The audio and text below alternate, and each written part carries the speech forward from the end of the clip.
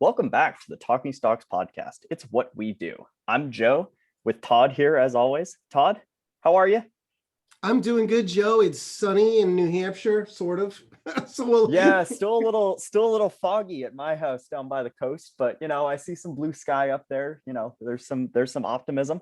hopefully So not. Hopefully that optimism will flow through to stocks, which once again a little bit better on Thursday. Bounced a little bit. Friday we're bouncing around now, but beginning part of the week definitely a lot more of that continuation of what we've talked about the last few weeks with stocks in distribution, growth stocks in distribution. Obviously, technology stocks, the QQQ, which is the exchange traded fund for the NASDAQ 100, significantly trailing some of these other parts of the market, cyclicals, industrials, finance.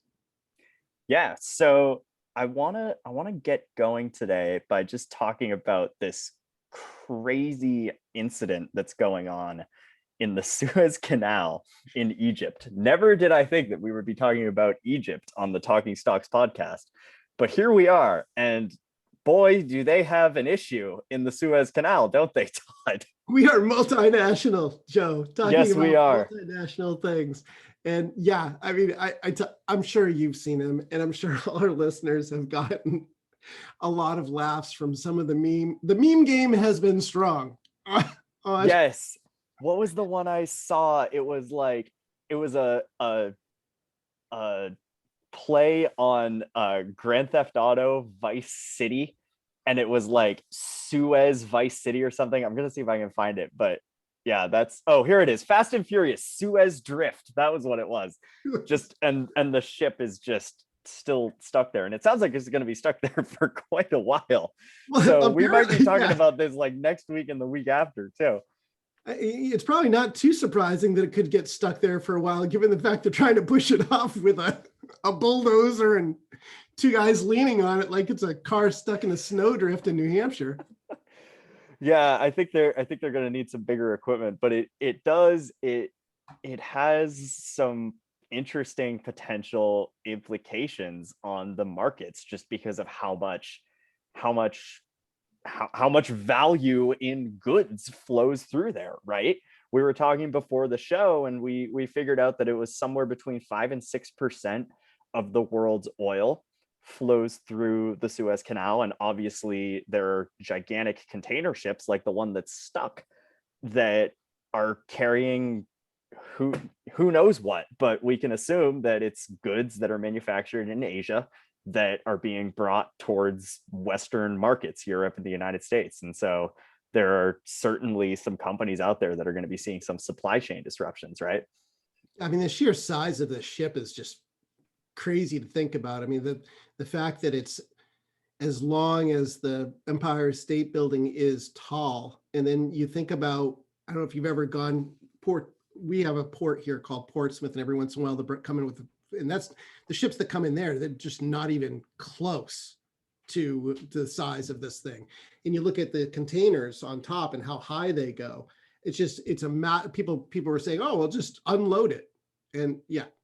Yeah, that's not how that works. Not easy. And that's I mean, what are you going to do? You can bring those cranes in on the water and try to load them from that. That is a very difficult job. That's like a military precision Chinook helicopter. I mean, that's not easy. I mean, I have heard that companies like Caterpillar are they've got machinery stuck on there. There's been some chatter that maybe they would try to get it offloaded there and move it some other way.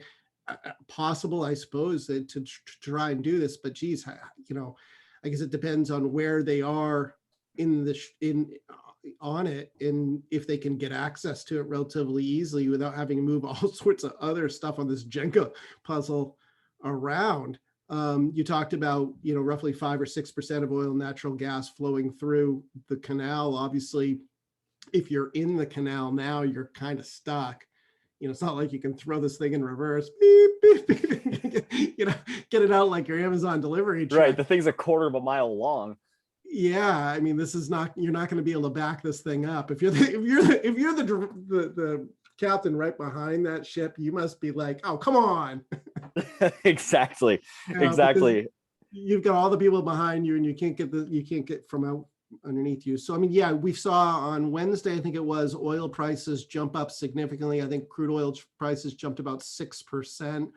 And we're coming into a very seasonally strong time. We'll talk during our smattering about some of the energy stocks that are on my radar. April tends to be a pretty good play for both natural gas and oil stocks. So we'll get to that in a bit, but certainly that created a one-day bounce in those stocks. They pulled back a little bit yesterday. They're rallying again today. I imagine you'll get some crazy news flow over the course of the next week. And once they uncork that bottleneck, the day that that's announced, probably oil stocks will trade down, probably good opportunity to buy on that day, because you're going to have, like many things, this kind of knock-on effect where it's like, it's not going to be seamless. You're going to have now ports that are used to processing a certain number on a certain day. Now we're going to go from processing a lot of to none to all of a sudden a ton showing up at the same time. And then you've got other ships now, they're trying to go around the Horn and avoid the canal. So that's going to screw up a whole bunch of that flow of port activity. So definitely something that we're going to have to keep eyes on and see how it flows through. And then, of course, there is a potential inflation impact. If some of this stuff does create shortages of certain products and goods, there could be some price increases on the horizon, even coming at the same time that people tend to have a little bit more money in their pockets because of the stimulus checks that just went out. So I think there are definitely reasons to pay attention to this from a financial standpoint. Obviously, we're still talking a relatively small amount, but I mean, you can have small amounts can be tipping points when it comes to pricing. So yeah, we'll keep everybody up to date on that as we go forward. It'll be interesting to watch. Yeah, absolutely. I heard somewhere yesterday that they're saying the ship could be stuck there for a week to a week and a half, which, again, I don't know if that's really going to have an effect on consumers here in the United States or in Europe. But yeah, it'll be interesting to see. It's an interesting little experiment for sure. So I want to pivot a little bit, and we were talking about this last week after we recorded, and we realized that we had never really talked about like the details and the process behind what you call raising cash. So essentially increasing your cash position in your portfolio, kind of anticipating when you're going to buy on a down day, right? So I want to, and I think many of our listeners would also love it if you could just give us an overview of kind of how you go about that. How you initiate that is probably the biggest question mark, and then of course how you start to trim down your cash position when the time comes. Yeah, I mean, it's okay. So some people think there are multiple ways to look at this. Well, some people think, okay, you know what, I'm going to run fully invested. I'm just going to be flat out fully invested. I'm invested for the long term. I'm just going to put money to work as soon as I have it. In my personal investing, I don't do that. I will do that if we are in a early stage trend. If, for example, okay, so let's just go back in time for a second. We'll go the Wayback Machine to January and February of 2020, when we started to get a very elevated reading on the percentage of stocks that were trading 5% or more above the 200-day moving average, which is that overbought, oversold indicator that every once in a while we'll share with our subscribers in the service link below. And that got up to about, I think it was around 55%, which at the time was pretty extreme reading for us. And that prompted me to get a little bit cautious and start thinking on a macro level that we might be getting a little bit overextended, and that the easy money may have been made. And maybe it makes some sense just to put a little cash in my pocket and rein in some of my exposure to be able to take advantage of maybe stocks going on sale soon. And sure enough, we did indeed get that, obviously, peaking out in February. I looked stupid for having cash for a few weeks up until that peak. And then we rolled down into March, and I was deploying cash within those first few weeks of March. And then as we put in the bottom in mid-March and started to rally, I was mostly back invested. I think I probably had about 5 or 10% that was still kicking around in cash that I then committed back in. And that being then the early stage and that liftoff of our overbought indicator going from 55% more than 5% above the 200-day moving average to like it was a single digit reading, Joe. I don't know if we got down below 10% on that reading, which is a very actionable buy point. So at that point, I would say to myself, well, there's really not a lot of reason for me to be cute here with cash. I'm back in, it's early cycle. We're starting to move up. At the time, we were just finding out exactly how much the Fed and the Treasury were going to throw at the marketplace to keep the financial markets running rather than getting locked up. So you could run full cash now for a while. Fast forward, and that reading that we were talking about, that overbought reading, starts to get elevated again, goes up to the 55%, got up to 60%, started making me nervous again, take a little bit of cash back in. We pulled back a little bit, then we went again. We didn't pull back nearly as much. And I think that, you and I had mentioned on the show a couple of weeks ago that we were flirting with 80%, which is just a crazy, crazy number. And that made me very nervous. And that, again, start to raise cash. So the question then becomes, okay, when you're starting to raise cash, Todd, how are you doing that? And there's a couple different ways that you can raise cash.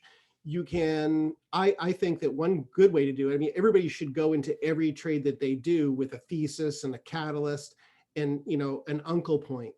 So if you're wrong on your timing and you violate your uncle point, and for me, I really don't, I like being right pretty much right away. And if I'm not right pretty much right away, when I get down more than 10%, I start getting nervous. So maybe your uncle point is a loss of 10%. And you say to yourself, you know what? The stock broke down. I was wrong in my timing. I'm down 10%. I'm going to eliminate that one from the holding. So maybe you're raising cash that way, right? You can also take the approach of saying, you know what? I'm going to create an A through F or a 1 through 5, some sort of a ranking system for conviction. And look at the holdings in your portfolio and say, okay, well, maybe I'm putting an Amazon in a 1, and a 1 to me is a never sell. I'm just going to hold it forever, and I don't really care where it is. I'm not caring about it technically. I don't care about anything. I'm just going to hold it forever. So maybe that's a 1. But then you look at something else, like maybe you got into one of the SPAC stocks because other people were talking about it, and it moved up a lot, but it's really not a very high conviction trade for you. You were just kind of riding other people's coattails, or you were, maybe this is an interesting stock, but it's a lot of never sell. So maybe that would be on the lower end. So if you were doing a 1 through 5 or an A through F, it would be a 5 or an F. And those would be the ones, after you've done that to all the stocks in your portfolio, those would be your first source of cash. So you'd say, you know what? I'm just going to cut bait on those. I'm going to get rid of those. I don't really know the story or understand the story well enough. I'm going to admit that to myself. I'm going to accept that I either made a little money or I lost a little money, but I really kind of reacted to the stories of the day rather than being proactive and searching out the best companies that I want to own. So that's another source of cash, Joe. And then I would say that the final source of cash for me when I'm trying to raise cash would be to look at stocks that have made me a lot of money, but maybe those have grown to a percentage of allocation in my portfolio that threatens my sleep at night comfort. If you get, and that's different number, Joe, for everybody else. Your number is probably different than my number. You're younger than I am. I'm married, I have kids, I've got other things that I'm thinking about when it comes to what would keep me up at night with my money. So when I get above 10%, I start to really get a little antsy, and that for some people, they'd be like, I don't care if I lose 10% of my capital, big deal. So everybody has to come up with their own number. Joe, do you have a number, Joe? Like do you have an allocation number that if you get above a certain allocation, you would be like, oh, geez, I really should cut some of that? Not really, just because like relatively my, the amount of money I have invested is pretty small. So I think that like on Fidelity, which is the platform I use, they have like these analysis tools that kind of show like, okay, here's your portfolio risk. And it usually shows that my portfolio is like pretty risky on like their objective measure, just because I don't I don't have a lot of cash to deploy, and so I'm not as well diversified as you are. Certainly, I mean, what do you own, like 80 to 100 stocks, something like that? Yeah, Yeah, I I've have. pared back a couple, but I think I'm still right in that zone. Yeah, I thought I had a count here on Active Trader Pro, but I don't. But it's like in the neighborhood of 18 to 25 at any particular time. Which So is probably what naturally, most people have. Yeah. yeah, naturally, I'm gonna have some that are probably higher than an ordinary person would be able to tolerate. Like, I know, for example, my two biggest holdings were Visa and MasterCard, and they were probably both like 18% the last time I checked. Doesn't really bother me because I know that they're both really stable stocks. So I think in the future, when I have, say, when I've got a couple $100,000 in there, I'll think a lot differently, and I'll definitely naturally be more diversified as well. There are some stocks that I would love to own, and I don't have the capital to deploy right now. So for me, there isn't a particular number. Usually I have kind of a different strategy where I tend to trim my top holdings if I need to raise a little bit more cash to buy something. So if there's a stock that I'm like, oh, that's at a really good price, or oh, I think that they just reported great earnings or something like that, then I might go back and say, like, oh, look here, I have let's find an example. I have 11 shares of this Fidelity software as a service ETF. Do I really need 11 shares? No. So I'll take 5 off the table, cut my position in half. It's still a fairly significant position, and then I kind of seal in my profits as well, and go out and buy whatever's interesting to me at the time. So to answer your question, long story short, no, there isn't a particular number, but I expect that there will be a number in the future, and it'll probably be somewhere around 20%. It's great that you mentioned that too, because it made me think of some other things too. There are other ways to raise cash, including, if you're investing in your account, like a 401k or 403b, where you're making regular dollar cost averaging contributions or whatever, and then you're allocating them. So they're sitting in cash until you allocate them. You can raise cash just by doing nothing. So, maybe saying to yourself, yeah, I'm not going to buy any more shares of the S&P 500 mutual fund or ETF. I'm going to just sort of sit on my hands for the next couple months and see if things start to fall, and then I'll start to contribute that money that way. So, there's a lot of different theories on ways to make money. And one of them is that, buy great stocks, let your winners run. Who cares if it ends up being 80% of your portfolio, right? You could do that as long as you had other money coming in that you can be setting aside to be able to use to take advantage of that next big opportunity. And I think that's really the value to me in being able to raise cash when it looks like the markets are getting a little overextended, is really in having the optionality to take advantage of the leaders that emerge the next time markets go up. Because it's not always the same leaders on the way out as they were on the way in. Right. And I think that, just to go back to my 2020 experience, if I look at my best performers from March 2020 to December 2020, Carvana wasn't in my portfolio at the end of 2019. That was up 1,000% for me. Fulgent Genetics wasn't in my portfolio at the end of 2019. That was up 1,000% to me, right? I had Tesla, but I added to Tesla, and that ended up being a huge winner for me as well. So, for me, it gives you the optionality to take advantage whatever the next leaders are coming out of that basket. So I think that's where the value is, or can come from, in maybe doing some massaging of your portfolio at these different points in time to have cash available to be able to take advantage of that opportunity. Right. And again, that cash position is going to vary for each individual.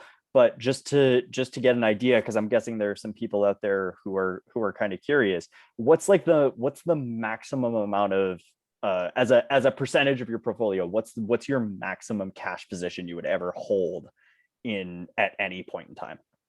I don't want to say a number that I would regret later on, because theoretically I'm flexible enough to say to myself, I'll go 100% cash if I see the end of the world coming. Right, right. I mean, so the most that I would ever hold would be 100%, right? I would say that if you just look at recent history, so since the Great Recession coming out of the 2009 period, the most that I've ever held would probably be a little over between 30 and 40%. I was probably close to that amount in January and February by the time I finished raising cash. More recently, I did get up above 20. I was 24, 25% cash. I've since reduced that down. I'm now only about, if I'm doing the math in my head, I think I'm probably around 7 or 8% cash. Some of that came from selling low conviction names. Some of that came from pairing, and some of it came from I use a SEP IRA, and I contributed more money for my SEP IRA for tax purposes. So it can, like I said, the cash could come from different places, and I'm contributing. I'm watching now because we go into April to see, April is historically, we talked about this on the podcast with Jeffrey Hirsch, Stock Traders Almanac. We talked about weakness at the end of March, turning into strength in April. Be interesting to see how we go forward here in April, but I am continuing to model that. So I am committing more cash that I had raised, and I'll probably be mostly invested by the first couple of days of April. That's kind of where I'm sitting right now. And then, so as a general rule of thumb, though, maybe keep 5 to 10% cash for that next best idea that you have, and then you can increase it or decrease it, at these different points in time. Perfect. So you mentioned it a couple times, so I'm going to use this as a semi-clumsy segue into a listener question we had from earlier this week. So we had a response to one of Todd's tweets from Curtis. I'm not going to try to pronounce your last name, Curtis, because I'm just going to botch it. So, but it's Brause. So forgive me, Curtis. But he asked, where does it begin? He was wondering about IRA and retirement funds. He said it would be awesome if you and Joe would consider at some point discussing mutual funds versus ETFs, which ETFs you love long-term. Just started a Roth and would love to learn. Thanks. So that is true. I don't think that we haven't really devoted any time to retirement accounts. We talked about it a little bit in the Young Investor episode that we recorded back in October and released. I republished that as a clip back in January, I believe. But this is a perfect opportunity because you did mention it a couple times, especially with the automatic contributions into a 401k. So I'll let you take that as you wish, Todd, and answer Curtis's question. Yeah, I'm going to speak in generalities because obviously everybody's situation is a little bit different. But so I'm going to speak to the majority of listeners. The majority, what would work best for the majority of listeners, and I have opinions on this. And my opinions may not be right, and they may not jive with what you want. So that's my disclaimer, right, Joe? But here goes. So what I would say is that for 90% of investors, the bulk of their assets should be contributed to their 401k or 403b plan at work. And yes, those 403 and 401k plans, they usually do not allow you to buy individual stocks. So you would have to buy mutual funds. Maybe you get lucky and you can buy ETFs in there, but probably mutual funds. And for most investors, that's really where the focus should be. And I get asked this a lot from students in the How to Talk Stocks class. They're going out, they're graduating, getting new jobs. What should I ideally be contributing to that 401 and 403b plan? And I would say, honestly, 15%, 10 to 15%. And most people will be like, but I was going to buy a BMW. That's my monthly payment. Don't do that. And I would say, don't do that. drive the Toyota Corolla for a little bit longer, and really, because time is on your side. I mean, every extra dollar you put in now, because of compound interest, is just money in the bank when you get to retirement. So, and also just remember, nobody cares what kind of car you drive. yeah, nobody. You do. That's about it. Yeah, exactly. So, I mean, I've my goal, Joe, is to have a vehicle that reaches 300,000 miles. That's my goal. So I like to keep my vehicles, and I don't drive the flashiest, latest thing. I'd rather invest that money. It's just how I tend to view the world. Other people have different priorities, but I would say 10 to 15%. If you can't do that, say you do your math and you're like, oh, geez, I can only do 6, then make it 7. If I can only do 8, do a 9. If I can do 11, do 12, right? And then see if your HR department offers an auto escalation feature, which will automatically increase your contribution each year by X percent. So you could say, increase it automatically by 1%. I'm going to set it on autopilot. And then that way, when you get your raises, X percent is already going to go directly into the 401k. You don't have to think about it. You don't have to second guess it. You're not going to get emotional and say, maybe I shouldn't do that at this time of the cycle, whatever. Just hands off, let it go. And then honestly, for most people, depending on your age, if you're younger, tilt towards growth. And, really hard to beat an S&P 500 mutual fund. It really is. For the expense ratios, you're usually lower than growth funds. And you're going to get exposure across the business cycle, across the economic cycle. So you get early stage benefit from finance and technology. And then as it rotates, you're going to be able to go and you'll have exposure through S&P 500 to materials and consumer goods and energy stocks. So, I mean, I think that it's hard to beat that. I think from an individual side, we do have subscribers who use the sector rankings that we put out and the industry rankings that we put out to do an aggressive ETF strategy. I think that can play out pretty nicely. So when in our sector ranking, if technology scores very well, then you could own the XLK or the IGV ETF. If healthcare scores well, you could own the XLV or something like that. Just pay attention to expense ratios, because on ETFs, you can find, differences of 10 basis points to 20 basis points on sector and industry ETFs. And hey, if you don't have to pay that as an expense to, for the fund manager, better have it and leave it in your pocket. So all things considered, not all technology or healthcare or energy funds are created equal. So take a look at the holdings and make sure you're comfortable with the top 10 or 15 holdings that are listed in those ETFs, because they may be different from ETF to ETF. And you want to make sure that if you're buying a consumer discretionary ETF and you're not really comfortable with it having its biggest position GameStop, maybe you would want it to be a different consumer discretionary ETF. So pay attention to the top holdings and pay attention to the expense ratios associated it. And then you can, like I said, use our rankings to help you navigate into the specific industry or sector ETFs that are scoring best for us at any given point in time. I will say that we did, Joe, back in the day, crunch numbers and found that most of the majority of the return of the S&P 500 came from financials, technology, healthcare, and energy. So if you wanted to have maybe a more aggressive S&P 500 hands-off kind of approach, maybe pick those 4 ETFs and just let those ride. Or if you have access to sector mutual funds in your 403 or 401k plan, consider those. So that's just random thoughts on the subject. Not sure if I answered the question for you, listener, but hopefully it gives you at least some things to think about. Yes, I hope so too. One thing I would just add is, if you just started a Roth IRA, I assume you're fairly young. Your your profile picture looks like you're fairly young. So I would encourage you to do a little research on mutual funds that may target like green energy or something like that. Just because in the next 10 years, there's sky is the limit for stuff like that. Green energy, I would also put like space in there, not SPCE.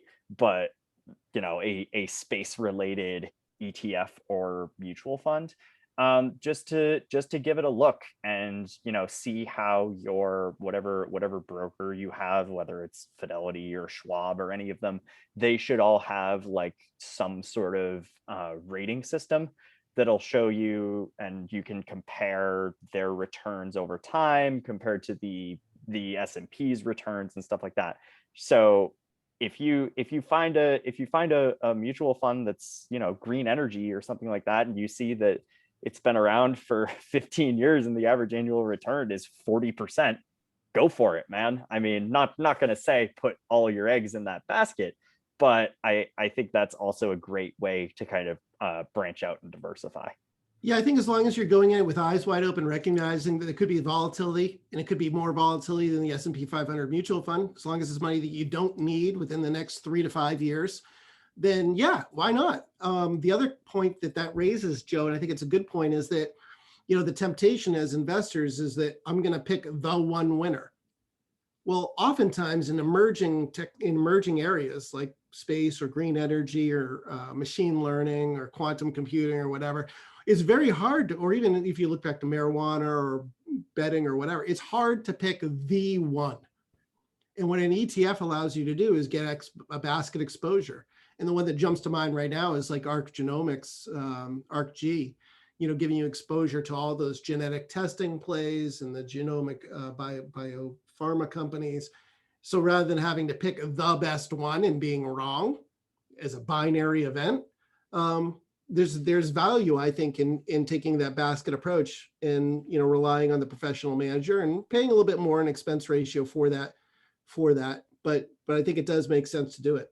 Yeah, the last thing I would say is if you're going to go for that kind of I guess we could call it an aggressive ETF or mutual fund strategy, don't look at your portfolio every day, because you're gonna see especially on a good day, you might be up 1%, and your best mutual fund might be up 3%. You're thinking awesome, and then you go into the specific holdings and say it's the SPY, just to use something that we're all familiar with. And then you go into the SPY and you see, oh, but Tesla was up 12% today. And you're just going to be hitting yourself over and over again. But over time, you will do better than you would with an individual stock. And so when Tesla goes down 12%, you're not going to go down with it. Yeah, it's almost about the smoothing of returns, right, Exactly, Joe? It exactly. smooths the returns. That's all. I think you should that's be all okay. Diversification is just making, being a little bit more risk averse and risk tolerant. Yeah, for sure. So I guess with that, we will go into our weekly smattering. If you're ready, Todd. I am. I have some stocks to share. So I guess we'll jump in and share screen. Listeners, if you're on the podcast listening via, one of the great podcast partners that we have, we do also post these to YouTube, so you can see the charts when we pull them up. So feel free to go back later and view them on YouTube. So I'm going to go ahead and share my screen, Joe. I'm going to ask you to give me a thumbs up as soon as you can see it. Awesome. So I am on Seeking Alpha's website. I'm under our Limelight Alpha Top Stocks for Tomorrow's service. And you can see I've already posted a couple of this week's reports, the best and worst large ADRs report, large cap report, and mid cap report. So let's click on the large cap report, Joe. And if we scroll down, you can see that we show the large cap ranking. It's still industrials, financials, energy, despite some weakness over the last week and a half. Energy is still ranked number 3rd in large cap. Services and consumer. Technology is middle pack. So, you have to be selective there. Look at the industry ranking in technology, and then still avoid basics, healthcare, and utilities overall. However, I will sidebar that, Joe. As you know, we're rolling next week the scores to reflect second quarter seasonal trends over the last decade. Healthcare is a strong seasonal basket in the second quarter. So there should be a natural tailwind to that score over the coming weeks. So listeners, keep an eye on healthcare in the rankings, see if it moves up. If it does, you can go out and buy some of those. And then if you scroll down past the best scoring and the worst scoring list, just looking at the best and worst industries, I mentioned you should be focused on top industries and technology because the basket overall is neutral. Semiconductors still at the top, integrated semi equipment and materials, broadline semi. Again, I would say, Joe, just again, seasonality usually peaks for semiconductors. I think April might be the last of those really strong months. So if you got a big gain from us talking about it all the way back to whatever it was, November or October, where we started really talking about semi stocks, can't hurt to start to put some of that in your pocket, perhaps, in that basket. If we go back up, and I'm going to click back and just go to the mid caps before I go to individual stocks, should be relatively similar. Yep, industrials, consumer good, energy and services. Technology actually slightly below average, but we do have some bunching here in mid cap. Usually bunching in the neutral area occurs before a shift in leadership. So probably going to watch and see what happens with April. All right, on to individual stocks that are scoring high, that are on my radar. And let's start off with Flowers. Flowers Foods, high scoring stock. Breads, rolls, and bakery products. Interestingly enough, has a tendency to do pretty well in the second quarter as far as seasonality, 11% year over year growth in the most recent quarter. And, $1.13, $1.20 in earnings expected, stock trading around $24. I always do like, Joe, from a technical perspective, taking a look at where we are in relationship to the 200-day moving average and the 21-day moving average, which is the green line, and the 50-day moving average. Those are up curling and crossing over the 200. Would be surprised if we see this thing move up into the mid 20s. So that's one stock that's on my radar. Another seasonally strong, high scoring stock in the research heading into the second quarter, Energizer Holdings. We may have mentioned this on the podcast in a prior week as well, Joe. 15% year over year growth in the fourth quarter on a revenue. 45% expected earnings per share growth in 21, 12% in 22. And I like that setup again, coming off the 200-day moving average, uptrending 21-day, 50-day above the 200 as well. New CEO in January. So I think this is a company worth watching. In the energy space, like I mentioned, we saw some pullbacks off of those big rallies that we got in February. Diamondback Energy, a Permian player, is one of my favorites in that space, Joe.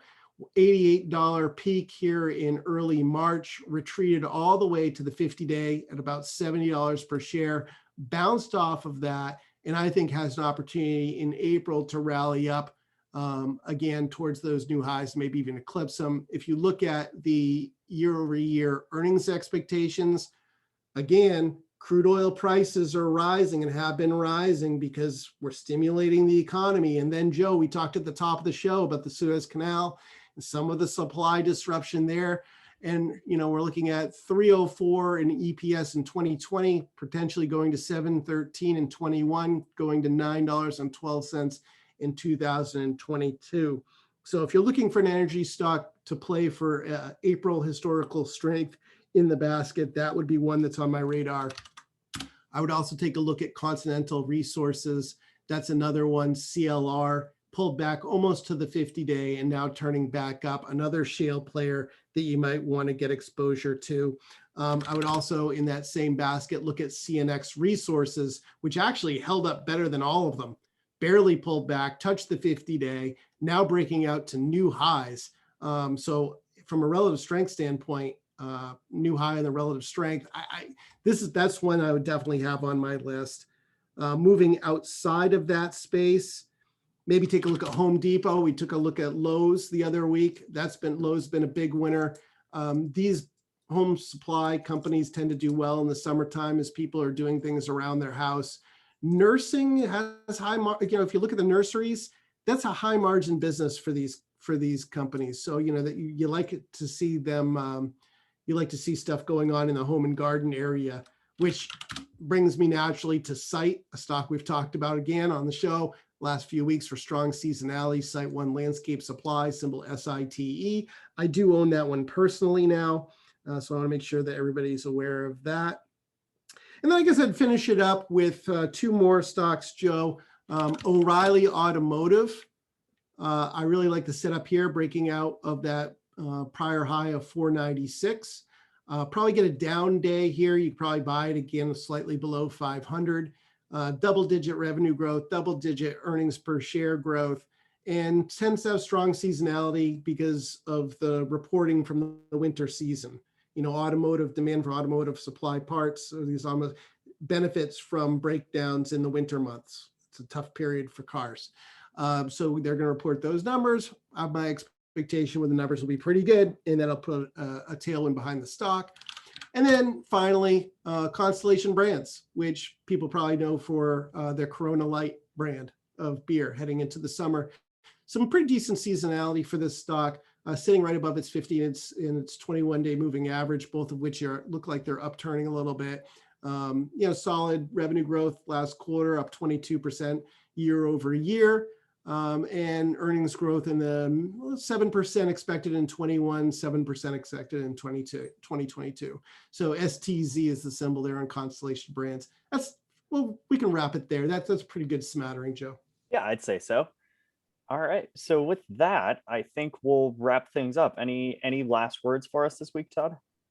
No, don't forget to check out our sponsor. We'll put a link below. It's new for Limelight Alpha for our podcast this week. So yes, My Score IQ. We're very excited to have them on board.